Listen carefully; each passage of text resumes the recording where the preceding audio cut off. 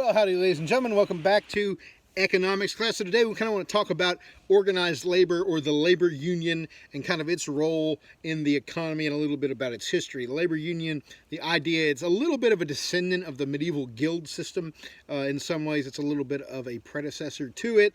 But it really kind of emerges in its modern form during the Industrial Revolution, during the early 1800s in particular, as you might remember from world history a couple years ago, or even kind of talking about it a little bit in American history last year.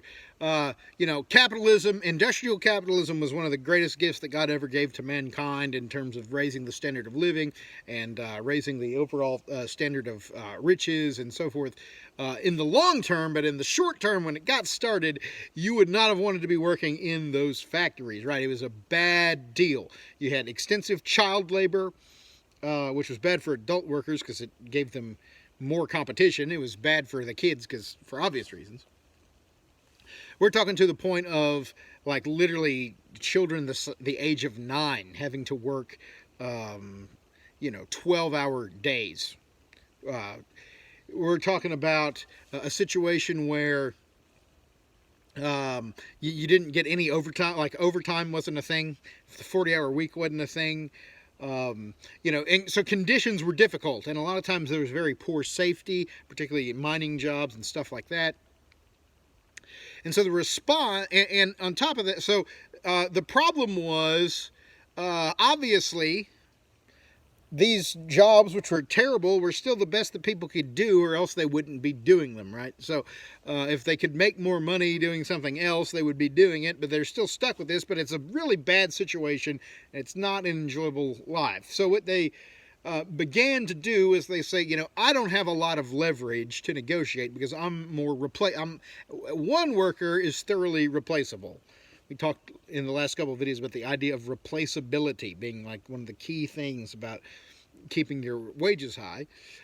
So if I just say I quit, unless I'm some kind of exceptional worker, that's not really going to bother the boss. And if I am an exceptional worker, he still might not want to make an exception for me because he doesn't want to set a precedent, right, by paying me significantly more than somebody else. Pardon. Had to spit, couldn't stop it. I know that's gross, I'm sorry. So, this is why I should do the videos inside, I suppose. But I actually kind of like this more, to be honest. Maybe we'll keep doing this, I'm not sure. So with that being the case, they said, what if we all formed a union where we spoke as the workforce as a whole, because the guy that owns the mine may not mind one coal miner quitting, but if all the coal miners were threatening to quit at the same time, now we've got a different thing, because he needs us at some level. I need the boss more than he needs me, but the boss needs us at the same amount as he needs us. You're right. Does that make sense? So I asked like you could answer. So the idea was it's a bigger deal to deal with your whole factory or your whole mine shutting down than not. So what they formed this organization called the Labor Union, the goal of which was to negotiate based on the interest of the worker, not necessarily the business. Now, obviously, if you were a smart labor union, you would still want the business to be doing well so that they wouldn't go out of business. But you also were typically agitating, if the business was making a lot of profit, you were agitating to get a lot of that profit redirected toward workers as pay raises or benefits or things like that. And I'm going to be critical of a lot of aspects of modern labor unions toward the end of the video here, so let me come out and talk about the good things that were done before I get there, because the labor union movement certainly made some significant contributions to making life easier for the American worker, right? So, the idea of the 40-hour week, people working from 9 to 5 in a day, and then if you go above that, you get overtime. That was entirely the product of labor agitation. The idea of the minimum wage, which, I've got some questions about because it contributes to unemployment. But the minimum wage was the result of labor agitation. A lot of the, untaxable health benefits that you get, like health insurance and stuff like that, are negotiated with, the labor movement at a point in time until it became standard, and now even people that are non-union shops will try to, bring in things like that to appease people. So they did a lot of good, and there was a very real problem.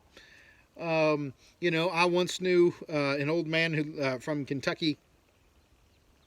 I'm sure he's gone to be with the Lord by now, but he was a coal miner like back in Depression times, and he was saying that like. And I've seen things in sources to make me think that he was not woofing when he said this either. That he used to be paid I think it was like a dime, or a dime or a quarter per ton of hand shoveled coal that he mined out. That's not right. That's not okay to be paying people that little. Obviously, it must have been the best job they could find, or they wouldn't have taken it. But at the same time, I would not want to be an employer standing before the Lord and him saying, "How'd you treat the people that you had responsibility for?" And say, "Oh, I let them hand shovel coal for a quarter, for per ton. That's 2,000 pounds."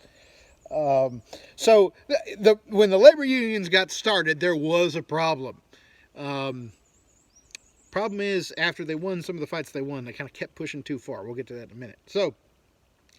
So when the labor unions start, things don't go swimmingly. So in the late 1800s, you have a lot, into the early 1900s, you have a lot of outbreaks of violence connected to the labor movement, and it kind of cuts both ways. There were some cases where labor unions, I should say, let me back up and say that the primary method that the union came up with to really bring a leverage point was the idea of the strike, which was the idea that everybody stops working.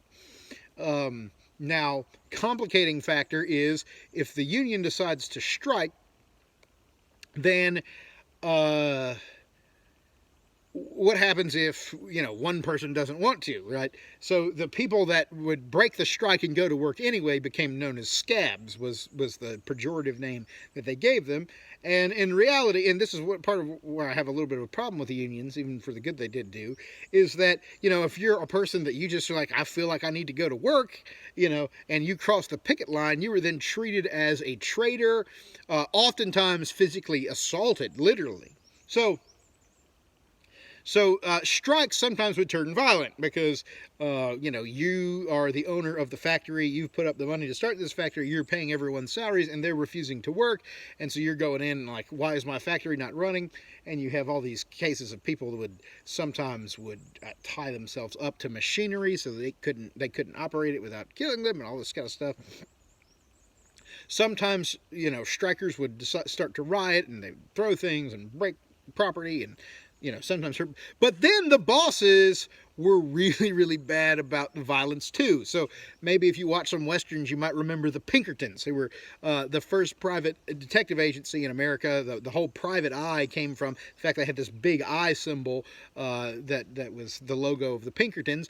And they became bounty hunters who did a lot of chasing down criminals in the Old West. But back east, a lot of what they did was basically be goons for the company to beat up strikers.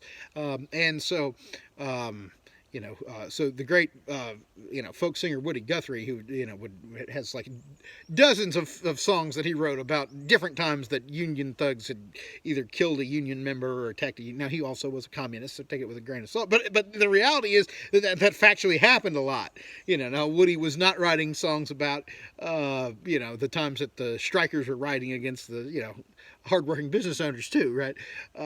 It was kind of one-sided, but that doesn't mean it was false. There really were a lot of cases where, companies there was a case of a coal mine, in it was either Kentucky or southwestern Virginia. I can't remember which it was, but like literally the mine and the union like literally hired guns and were shooting at each other. Like it was an actual like war. So the most famous of all these outbreaks was probably the Haymarket riot in Chicago in 1898, I want to say without looking, late 1890s. Pinkertons were involved in that incident. But I mean, there was a lot of violence, a lot of rough stuff on both sides. And the problem was, and typically during the 1800s, the government tended to side with the business owner.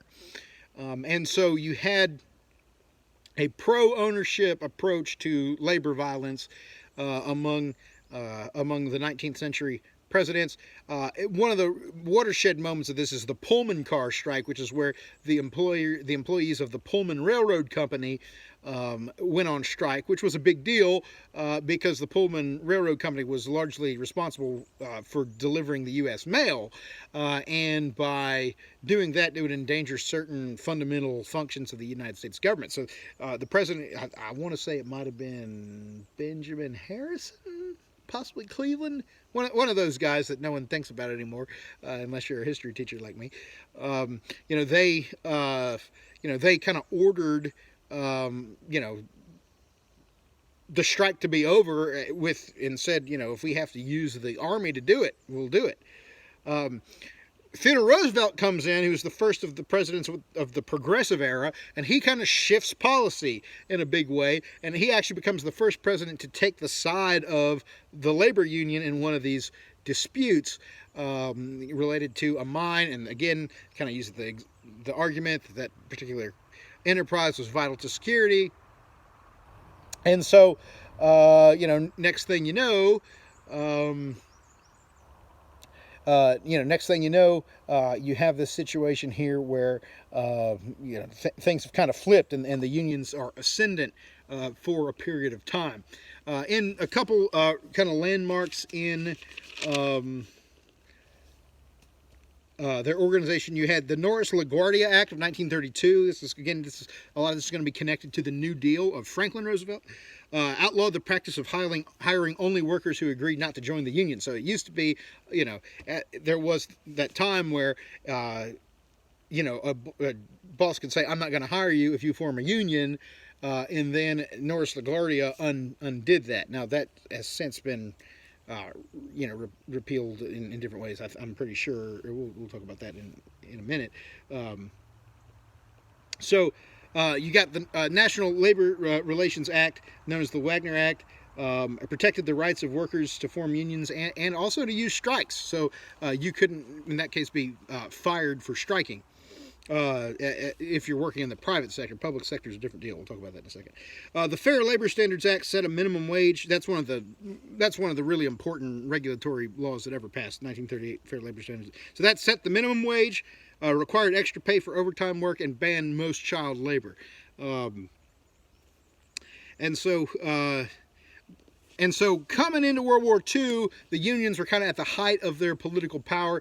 After the war, there were some changes. So in particular, in the 40s, a law was passed when Truman was president, although Truman did not support it. He vetoed it and was overridden.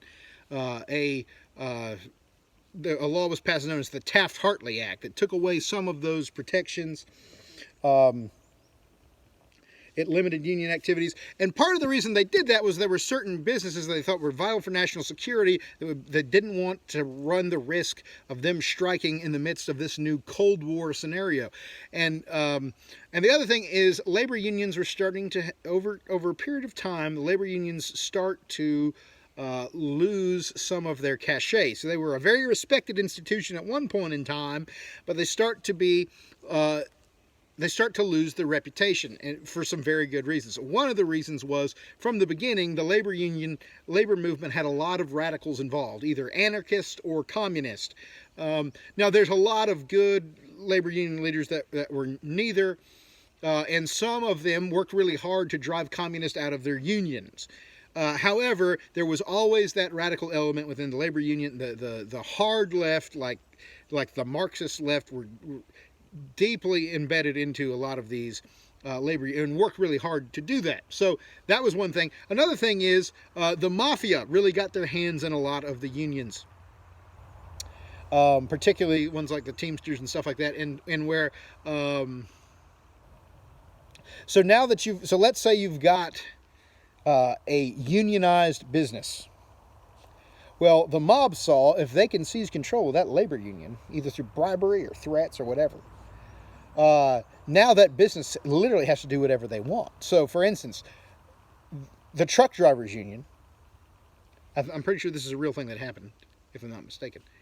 Truck drivers union is a unionized business in New York City. Everyone who was a delivery driver was in the state of New York was in a certain union.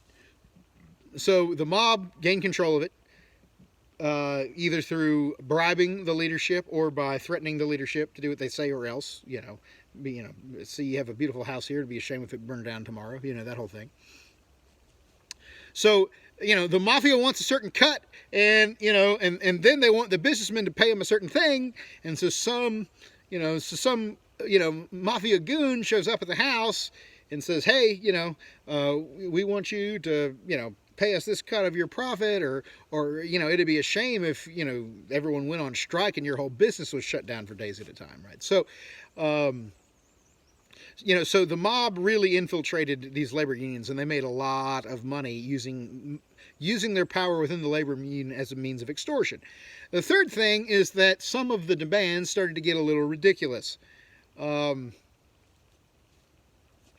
of the reason why companies like General Motors and Ford had to kind of be bailed out by the government in 2008 after the financial crisis is because while companies like Toyota in right-to-work states, and we'll talk about what that means in a minute, it basically means states where you don't have to be in a union to work a place. We're starting plants in other places, and they were able to pay their workers a very good rate, like $35 an hour, and make a great profit. Ford and General Motors, who had years of working with the UAW, or United Auto Workers, going back decades, were having to start at a minimum salary of $46 an hour for assembly line work, then paying really generous pension and retirement plans to previous generation of workers who aren't going anywhere. If someone retired, they literally were paying more salary to retirees than people that are actually exchanging labor to them because of the pension plans and retirement plans that have been negotiated. Which, on one hand, more power to the person that was able to, bargain a good retirement program, but on the other hand, that's not a good situation for the business to be in. That led to labor unions being looked at as being bad for efficiency in some arenas. In particular, there was a practice that they called feather bedding, which is where the union would often require employers to hire more people than they needed, or to keep more people on. So, they would threaten strike if there were layoffs, but, really economically they needed to lay off employees. So it became kind of hard sometimes to do business with some of them, and some of their economic decisions became counterproductive. So all of this leads to the unions losing a certain amount of cachet or social capital, which leads to a movement away from favoring organized labor. And this especially accelerates during the Reagan-Bush years and has continued since. Obama tried to roll back some of it, but didn't get as far as he wanted to. He had some proposals that, if they had passed, would have greatly empowered labor unions at the expense of non-union labor, but it didn't go anywhere with the Republican Congress. So a lot of states began passing what they call right-to-work laws, and the significance of that. So you had a couple different types of shops, as they would say. You had the closed shop, which is what a lot of the northeastern companies and West Coast companies are like, where you have to be in the union to work. So a closed shop is a business where an employer can only hire members of the union. A union shop is a business where workers are required to join a union within a certain amount of time. Oh, one other thing that turned people against labor unions as well is labor unions typically donated to, political parties for the sake of having a representative of their interest in Washington and in state capitals, and they overwhelmingly favored the Democrats because the Democrats have been a major part of the labor unions had been a major part of the Democratic coalition since the 20s and 30s. So because of that, maybe even actually, I say that's probably too recent. Going even further back, because the Republicans of the 1870s, 80s, 90s were very much pro ownership. They were the business party. A lot of the working class were Democrats. So because of that, a lot of, especially as the Democrats started to become very socially liberal on cultural issues. You had a lot of kind of people who had been kind of working stiff Democrats that don't like the direction as far as being, pro-choice and anti-traditional marriage and all that sort of stuff, and are sitting there thinking, or even are just fed up with their taxes being so high, and are sitting there thinking, why am I having to pay my union dues? Because you have to pay a mandatory membership fee to be represented by the union. Why do I have to pay my dues to an organization that's then going to fund, political candidates I don't like? And so you notice that a lot of the red states became right-to-work states. So what a right-to-work law is that it makes it illegal for a company to be a closed shop, meaning a union cannot, in the northeastern states and on the West Coast, and in several of them, in a lot of the Midwestern states, the northern Midwestern states, if you want a job in an auto plant, you have to join United Auto Workers. And the legal laws and regulations in those states favor the continuation of that arrangement. So, if you're gonna work in a closed shop, you have to join the union. You have to give the union money. In most of the southern states and in most of the western states, other than the coast, that is your Texas, Oklahoma, that west. And that maps very, very closely to the red state, blue state map. Not 100%, but very, very closely. A lot of the states that became red started passing what they call right-to-work laws that said, no, you can't do that. You have the right to decide whether you're going to be a union member or not. And the unions complain about that because they say that creates a free rider problem where everyone's salaries are being based off of union negotiated pay scales, and meanwhile they're freeloading and not paying into the union. So I understand that concern from their perspective, but on the other hand, as someone who would have political interests that would differ than organized labor, I'm kind of sympathetic to the idea of I shouldn't have to join a union if I don't want to. I certainly wouldn't want to be coerced into being a part of a strike that I didn't support. So that's a factor as well. I'm sorry, as I have to. My phone battery's getting low here. So if you're wondering why I just poked you in the face. So that leads to the right to work, and a few years ago, West Virginia, which is the most diehard union state in the country, actually passed right to work, and I never would have thought that I'd have seen the day that happened. So when that happened, that really goes to show you how much momentum they're getting, because that's a state that's their whole economy is dependent on coal mining, which is one of the traditional union jobs. So that seems to be the direction things are moving, at least in kind of middle America. So a couple things about how laborers actually go about what they do. One thing is collective bargaining is the way businesses and unions negotiate wages and working conditions. So when it comes time for a collective bargaining, some of you might be familiar with this language from sports, because all of the major sports leagues, MLB, NFL, NBA, all have active leagues. The most powerful in sports is probably the NBA. Although the baseball league was the baseball union was pretty influential in the 90s and 2000s. NFL has the weakest by far. They don't have much say with leadership. Some of that is because, again, NFL players more replaceable because there's a lot more on a team than in an NBA roster where you have 12 guys. You've got more than 12 guys on special teams in the NFL. So. So because if you follow sports, you might be familiar with the collective bargaining agreement, which is basically the deal that negotiates. A lot of times they'll negotiate pay salaries in such a way that you're due for an automatic raise at certain levels of experience and so on and so forth. The benefits that you get when you're hired under certain, CBA, and the whole group of the union is going to negotiate with the owner to make that collective bargaining agreement happen.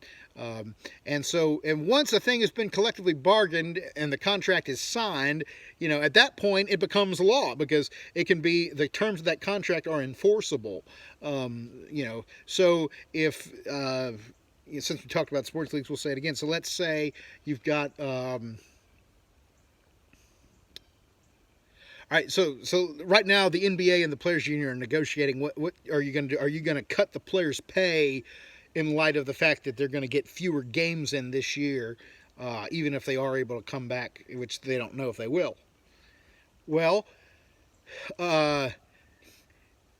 if they cut the players' pay, and it turns out that they didn't, now I'm sure they have a clause in there that covers their tail in this event, but if they don't, and they try to withhold pay, well, you can bet that they're going to go before the judge, and the court's going to have to judge whether they honored that contract or not. And, so any kind of time where there's a dispute over whether a collectively bargained labor agreement is being honored or not, it has a chance to wind up in court, which is why some of you might be wondering, why exactly was the whole Deflategate thing? Why did that go to court? What does the court care?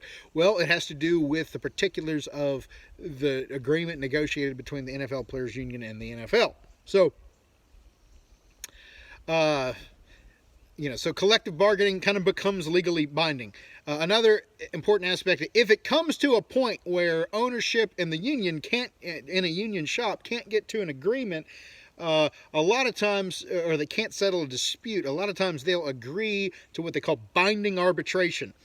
Binding arbitration is where the two parties agree to submit to an arbiter or a third party who will hear their case and decide a fair compromise resolution between the two, and they have to agree ahead of time that they're going to agree with with whatever the arbiter finds. So if it's a non-binding arbitration, then they could make their decision, and then people would have to accept it. But if you sign a contract saying you're going to binding arbitration, you have to stick with the arbiter's decision whether you lose the case or not. And so that's a big part of how unions work for in the labor market.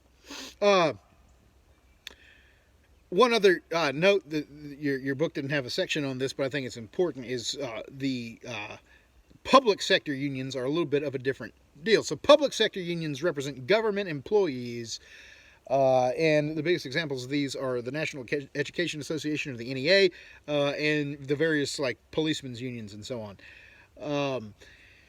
And they are governed by somewhat different sets of labor law than private sector unions, because there are certain central government services that if they strike, well, now the taxpayer has sent their money to the government that's allocated it for a certain job and service to be done, and tax rates were set based on that, and the job's not done if they go on strike.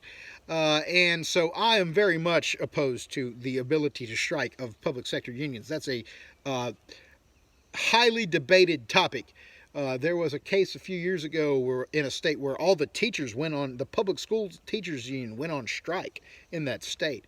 I think that's a dangerous precedent, because there was one time in the 1970s where the NYPD tried to go on strike, and it was just chaos in the streets. Well, on one hand, it was an effective tactic at one level, but on the other hand, I'm not okay with that. If you're paid by the taxpayer, I don't believe you should be able to strike. But this has been a kind of a controversial topic.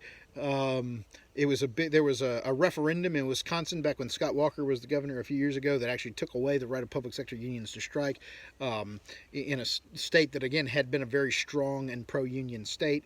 A lot of particularly political liberals still argue for the right to strike for public sector. But sometimes public sector strikes can be dangerous to national security. So, for instance, in New York City, I think this is another one that the mob was involved in. The trash men went on strike, and you couldn't get the garbage out of New York City. Well, if you look at the population density of that city, you just imagine the smell of all the millions of people that live in New York City, and there's no one to haul the trash off. Bad deal. And that's actually dangerous because it's so bad for sanitation. You could have caused a lot of sickness. Also, probably the most notorious attempt at a public sector strike, when President Reagan was in office, and this is one of your thought questions, I believe. When President Reagan was in office, the Air Traffic Controllers Union tried to go on strike. Well, the problem with the Air Traffic Controllers Union is that you can't put a bird in the air without the air traffic controllers, right? I mean, that's just not safe at all. So if the air traffic controllers go on strike, any segment of the economy that's dependent on mobility via airplane is toast. And then, but even more than that, there's a huge national security issue, especially at a time when the Soviets were still a thing.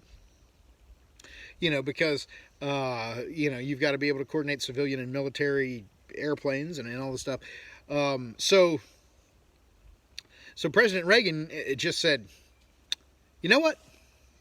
I'm done with this. We're not going to tolerate the thought of this being a possibility in the future. And he signed an executive order firing everyone who went on strike, and just said, get over it.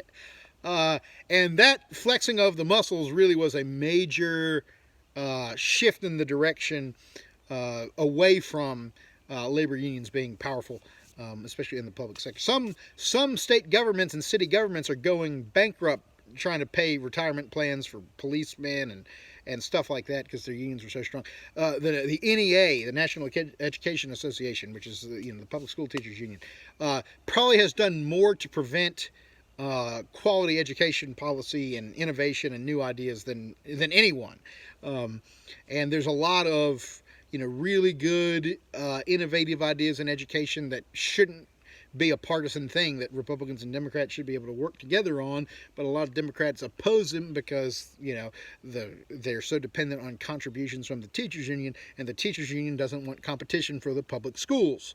So they work really hard against things like tax credits for private school parents and stuff like that. So unionization has had its downsides. Not a huge supporter of the unions in recent years, but at the same time, there's things that we all need to be thankful to the union movement for. I think most people are happy to get time and a half when they have to work overtime. Most people are happy not to have kids working in factories when they're 8 anymore. And stuff like that. So it's been a blessing and a curse. It's kind of been a wild ride if you study the history of unionization and the pros and cons of it. So anyway, y'all have yourselves a good day, and I hope to see you fairly soon. Bye.